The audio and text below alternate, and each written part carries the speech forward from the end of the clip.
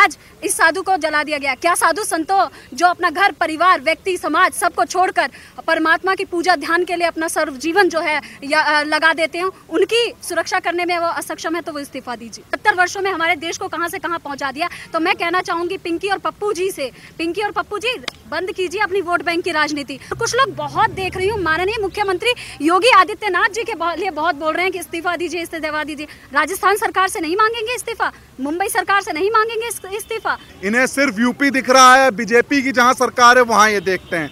राहुल गांधी क्यों नहीं राजस्थान जाते, उनकी बहन जी राजस्थान क्यों नहीं जाती? वहां क्या बच्ची, वो जानवर है जिनका रेप हो रहा है, वो बच्चियां नहीं, वो किसी माँ बाप की बेटी नहीं है, वो किसी घर की इज्जत नहीं है। क्या आप हाथरस जाते हैं? आपने अभी एक वीडियो भी इनका देखा होगा, भाई बहन का गाड़ी में किस तरीके से हंसते हुए जा रहे हैं। आप इतने गंभीर विषय में जा रहे हैं और मौज मस्ती करते हुए जा रहे हैं। ये आपकी बेशर्माई दिखाता है किस तरीके से कांग्रेस बेशर्मों की पार्टी है। नमस्कार दोस्तों, स्वागत है आपका यूथ मीडिया टीवी पर। लगातार साधुओं पर बर्बरता की खबरें आती जा रही हैं। कुछ दिन पहले पालघर में घटना हुई, अब राजस्थान में जमीन के मामले में एक साधु को जिंदा जलाकर मार दिया गया। उसी मुद्दे पर बात करने के लिए हमारे साथ मौजूद हैं कामिनी झा जी। बात करेंगे इनसे और बताएंगे कि आपको ये क्या सोचती हैं। तो किस तरीके से देखते हैं राजस्थान में एक साधु को, एक पुजारी को जलाकर मार दिया जाता है, इस चीज़ को कैसे देखते हैं? मैं सबसे पहले वहाँ के जो सीएम है अशोक गहलोत जी, उनसे इस्तीफा की मांग करती हूँ। अगर उनके राज्य में हमारा देश विश्व गुरु है तो साधु संतों के बदौलत, साधु संतों का हमारे देश की एकता, अखंडता, एकजुटता, समरसता बनाए में जो योगदान है वो अत्यंत अनुकरणीय है। अगर हमारे देश के, हमारे आदरणीय, हमारे पूजनीय साधु संतों की रक्षा सुरक्षा के लिए अगर सरकार जिम्मेदार नहीं है तो वो अपना तुरंत यहाँ पर इस्तीफा दे।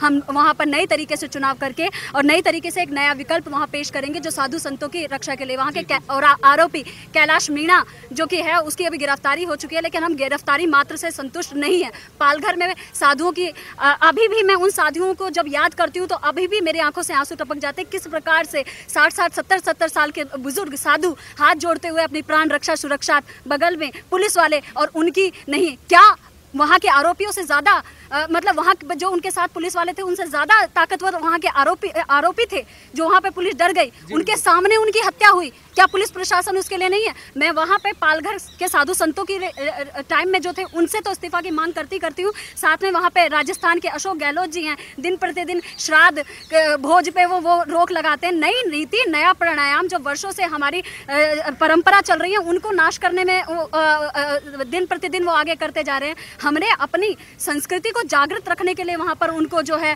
बिठाया था, वो तो हमारी संस्कृति को ही नाश करने पे वो है। अगर वो वहाँ पे साधु संतों पर हमारी रक्षा सुरक्षा, महिलाओं की रक्षा, दिन प्रतिदिन वहाँ पे अभी राजस्थान के मामला सुनिए, आज ही मतलब 2 मुस्लिम युवकों के द्वारा एक दलित बच्ची के साथ में वहाँ रेप हुआ राजस्थान में। कहाँ है अशोक गहलोत जी? आज इस साधु को जला दिया गया। क्या साधु संतों जो अपना घर परिवार व्यक्ति समाज सबको छोड़कर परमात्मा की पूजा ध्यान के लिए अपना सर्व जीवन जो है लगा देते हैं, उनकी सुरक्षा करने में वो असक्षम है तो वो इस्तीफा दीजिए। जी जी जी। जिस तरीके से देखा जाता है कि राहुल गांधी, प्रियंका गांधी हाथरस में पहुंच जाते हैं सिर्फ इलेक्शन है यूपी में और एक प्रोपेगेंडा फैलाने के लिए, तो क्या वो राजस्थान में जाएंगे जहाँ पर साधुओं के साथ ऐसी बर्बरता हुई उस पर तो वो कुछ नहीं बोल रहे, पर पालघर में हुआ उस पर भी चुप रहे? वही वोट बैंक की राजनीति है। ये पिंकी और पप्पू की जो जोड़ी है ना, वो वोट बैंक की राजनीति करना जानती है। इसीलिए हमने 2014 में प्रचंड बहुमत के साथ में भारतीय जनता पार्टी की सरकार बनाई, क्योंकि इनकी वोट बैंक ही नहीं खत्म हो रही थी। 70 वर्षों में हमारे देश को कहां से कहां पहुंचा दिया। तो मैं कहना चाहूंगी पिंकी और पप्पू जी से, पिंकी और पप्पू जी बंद कीजिए अपनी वोट बैंक की राजनीति और हमारी जो देश की जनता, जो हमारी जरूरत जो है उनको पूरा करने में अगर आप कार्य कर सकते हैं तो ठीक है, नहीं तो आप जाइए। सबसे पहले तो मैं जानना चाहूंगी माननीय राहुल गांधी जी, आप कौन से जाति के हैं पहले वो हमें बताएं। आप अपनी जाति क्यों? जवाहरलाल नेहरू, फिरोज खान की औलाद, आप मुस्लिम हैं, दलित हैं, ब्राह्मण हैं, क्या है? आप पहले अपनी जाति तो स्पष्ट कीजिए। जो अपनी जाति स्पष्ट नहीं कर सकता वो राजनीति क्या करेगा? मेन आरोपी हैं वो कैलाश मीणा है, उसकी गिरफ्तारी हो चुकी है वहाँ पर, लेकिन हम गिरफ्तारी मात्र से जो है संतुष्ट नहीं है। हम चाहते हैं इस प्रकार की जो प्रकरण हो वहाँ पर समूचे में सबको खड़ा करके जो उतने भी आरोपी हैं, क्योंकि ये जो आरोपी है ना कहीं वामपंथी विचारधारा से पीड़ित है। इनको कहीं ना कहीं जो है धर्म, सनातन धर्म से दिक्कत है। इनको हिंदू धर्म तो नहीं कहूंगी, हिंदू जो हम लोग बोलचाल की भाषा में हैं, लेकिन इनको मेन दिक्कत सनातन धर्म में है। हिंदू शेर सेना इसका पुरजोर विरोध करता रहता है कि जो इस प्रकार के वामपंथी विचारधारा से कुपोषण के जो शिकार हो चुके हैं, जो मानसिक रूप से इसके शिकार हो चुके हैं, उसको ठीक करने का कार्य अब हिंदू शेर सेना के माननीय राष्ट्रीय अध्यक्ष दक्ष चतुर्वेदी जी द्वारा किया जाएगा। कहाँ की विचारधारा है? हम सभी एक हैं, गरीब हमारी जो जाति धर्म संप्रदाय से परे हटकर हम लोगों को राष्ट्र की एकता, अखंडता, एकजुटता के लिए कार्य करना चाहिए। इस प्रकार की जो राजनीति हो रही है वो कतई बर्दाश्त नहीं की जाएगी। और कुछ लोग बहुत देख रही हूँ, माननीय मुख्यमंत्री योगी आदित्यनाथ जी के लिए बहुत बोल रहे हैं कि इस्तीफा दीजिए, इस्तीफा दीजिए। राजस्थान सरकार से नहीं मांगेंगे इस्तीफा, मुंबई सरकार से नहीं मांगेंगे इस्तीफा। यहाँ पर किस प्रकार से जो घटनाएं हो रही है, केवल और केवल सरकार को विफल और जो है दोषारोपण के लिए इस प्रकार के मुद्दों को चमकाया जाता है। और जबकि मामला स्वर्ण वशिष्ठ दलित का हो तो कुछ ज्यादा हाईलाइट मिल जाता है। कहाँ भूल गए उत्तर प्रदेश की खुशी दुबे को, जो अभी भी बेकसूर होकर यातनाएं सह रही है। उनके लिए भी आवाज उठा लो, वो भी बेटी है, उनके लिए भी एकजुट हो जाइए। तो ये धर्म की राजनीति बंद कीजिए और केवल सनातन धर्म के विषय में अगर कुछ कहना है तो ठीक है, नहीं तो इस प्रकार की राजनीति कतई बर्दाश्त नहीं की जाएगी। हिंदू शेर सेना इस प्रकार की गंदी और दोगली राजनीति का विरोध करती है। संजय सिंह जो हाथरस पहुंच जाते हैं, क्या वो राजस्थान जाएंगे? जब साधुओं को मार दिया जा रहा है, वहाँ बेटियों के साथ घटनाएं हो रही है, तो क्या वो राजस्थान जाएंगे? जी, दीपक शर्मा को भूलिएगा मत। अगर दीपक शर्मा आपकी वहाँ पर खातिरदारी के लिए वहाँ पहुँच सकते हैं तो राजस्थान भी। इस प्रकार के संजय सिंह जी याद होंगे, दीपक शर्मा जी भाई हैं हमारे। दीपक शर्मा जी हमारे कांटेक्ट में हैं, हम जानते हैं उन्होंने जो किया बिल्कुल सही किया। मैं भी दीपक शर्मा करके बहुत उनका समर्थन किया जाता है। और इस प्रकार से अगर दोगली राजनीति होगी तो यही स्याही फेंकी जाएगी। हम लोग शांतिपूर्ण तरीके से कार्य करते हैं, लेकिन तब भी आपने अपने दोगलेपंथी बंद नहीं की तो हमें भी इस प्रकार के कदम उठाने पड़ेंगे। देखते हैं राजस्थान में हमारे पुजारियों को जिंदा जलाकर मार दिया जाता है, वहाँ की सरकार चुप है। और जो न्याय के खिलाफ बोलते हैं कि हम लोग न्याय के लिए आवाज उठाते हैं, राहुल गांधी, प्रियंका गांधी, वो भी चुप हैं। देखिए, राहुल गांधी, प्रियंका गांधी ये यूपी जा सकती हैं, हाथरस जा सकती, पर ये राजस्थान नहीं जा सकते, क्योंकि अपराध करने वाले इन्हीं के लोग हैं, इन्हीं की सरकार है, इन्हीं के लोग हैं वहाँ अपराध करने वाले। राजस्थान में तो वहाँ ये पप्पू और उनकी पप्पी बहन नहीं जाती हैं। ये जाती हैं केवल उस जगह जहां पर इन्हें दिखता है कि यूपी में जैसे बीजेपी की सरकार है, तो उसके विरोध में जाती है। जबकि अभी सत्य क्या है ये किसी को नहीं पता। दोनों परिवार अपनी अपनी बात रख रहे हैं। अगर मेरी एक इनसे राहुल गांधी से या वहां पे जो ये चंद्रशेखर जाता है और जितने भी हैं, इनसे मेरा निवेदन है कि एक बार आप राजस्थान तो जाइए, जहां रोज बेटियों का रेप हो रहा है, जो साधुओं की हत्या हो रही है, तो राजस्थान ये क्यों नहीं जाते? इनको यूपी में अपराध दिखता, राजस्थान में नहीं दिखता, महाराष्ट्र में नहीं दिखता, क्योंकि वहां इनकी सरकार है और अपराध करने वाले खुद हैं।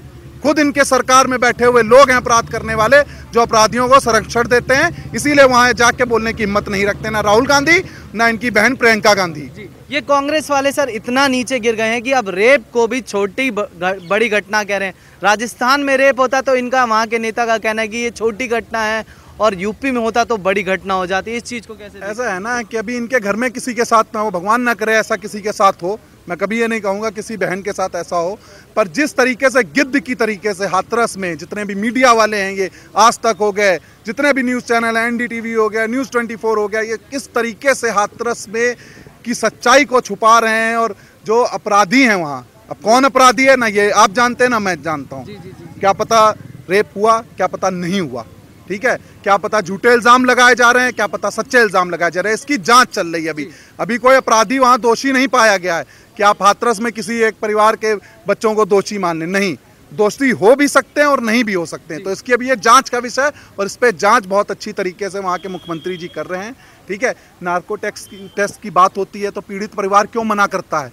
अगर आप सच्चे हैं, CBI की जब मांग होती है तो आप क्यों मना करते हैं? इसलिए दाल में कुछ काला है, ठीक है। जहाँ तक आपने देखा PFI वालों ने कैसे वहाँ दंगों की साजिश बनाई थी, किस तरीके से 100 करोड़ की फंडिंग आई थी वहाँ, कि किस तरीके से जातिवाद के नाम पे यूपी में दंगे किए जाएं, जिसमें वहाँ का ये भीम आर्मी का ये जो चंद्रशेखर रावण और इसके साथी सब जितने आम आदमी पार्टी के हैं, कांग्रेस के हैं, ये सब गिद्ध की तरह वहाँ जुटे हुए हैं और एक बच्ची को इंसाफ ये नहीं दिला रहे हैं। ये रोज उसका बलात्कार कर रहे हैं, रोज गिद्ध की तरह उसको नोच रहे हैं। जितने भी ये न्यूज़ चैनल वाले हैं, जितने भी ये नेता वहाँ जाते हैं, चाहे समाजवादी पार्टी के हों, चाहे कांग्रेस के हों, चाहे वो संजय सिंह हो आम आदमी पार्टी के, या ये भीम आर्मी का वो कोई भी हो, ये सिर्फ वहाँ रोज उस गिद्ध की तरह वहाँ पहुँच के अपनी राजनीति रोटियाँ सेक रहे हैं। और एक बात मैं आपसे कहूँगा कि ये अभी आपने देखा होगा कल ही इनका कांग्रेस का एक नेता पकड़ा गया है जो दंगे की साजिश कर रहा था कि आप मुझे 5 लाख रुपए दीजिए, मैं यहाँ इतने हमारे मरेंगे उतने उनके मरेंगे। ये क्या है? इस पर तरीके की राजनीति है ये कांग्रेस क्या सोच रही है? ऐसी राजनीति करके वापस आ जाएगी सरकार में? जिंदगी में नहीं आएगी। जनता बेवकूफ नहीं है, जनता जानती है कौन अपना है कौन पराया है। तो इसीलिए मेरा सबसे यही निवेदन है, जनता से यही निवेदन है कि आप देखें क्या सत्य है क्या नहीं। जो ये चैनल में दिखाया जा रहा है ये सब सत्य नहीं होता। ये सिर्फ पैसे लेके, ये नेताओं से पैसे लेते हैं, कांग्रेस से पैसे लेते हैं, तब ये उन्हीं की कही हुई न्यूज़ बनाते हैं नेता लोग वहाँ के, जो भी यहाँ पे न्यूज़ चैनल वाले हैं। यही न्यूज़ चैनल वहाँ तो नहीं जा रहे। राजस्थान में एक बार भी इन्होंने किसी भी घटना का जिक्र नहीं किया जो दलित हमारी बहन के साथ राजस्थान में हुआ, वहाँ पर भी उस चीज़ पर जिक्र नहीं करते। साधुओं को जलाया गया, उस पर भी जिक्र नहीं करते। देखिए राजस्थान जाएंगे तो इनको ऐड देना बंद हो जाएगा, इनका पैसा आना बंद हो जाएगा, तो राजस्थान क्यों जाएंगे?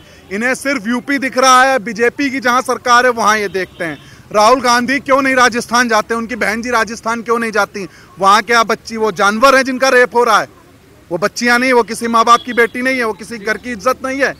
क्या आप हाथरस जाते हैं? आपने अभी एक वीडियो भी इनका देखा होगा, भाई बहन का गाड़ी में किस तरीके से हंसते हुए जा रहे हैं। आप इतने गंभीर विषय में जा रहे हैं और मौज मस्ती करते हुए जा रहे हैं। ये आपकी बेशर्माई दिखाता है किस तरीके से कांग्रेस बेशर्मों की पार्टी है। जी बिल्कुल। यहाँ का हर नेता बेशर्म है जो दंगे कराता है, ठीक है, और दंगों कराने की योजनाएं बनाता है। पीएफआई के साथ है कांग्रेस, आम आदमी पार्टी, ये पीएफआई के दंगाइयों के साथ है जो 100 करोड़ की फंडिंग आ जाती है केवल यूपी को जलाने के लिए। ये नहीं सोचते उसमें कितने मासूम लोगों की जान जाएगी, कितने निर्दोष लोग मारे जाएंगे, पर उससे इनको नहीं मतलब है। सिर्फ अपनी राजनीति और सिर्फ पैसों की राजनीति करती है कांग्रेस सरकार, आम आदमी पार्टी या जितने भीम आर्मी के चमचे हैं। जी जी जी जी, धन्यवाद सर, धन्यवाद।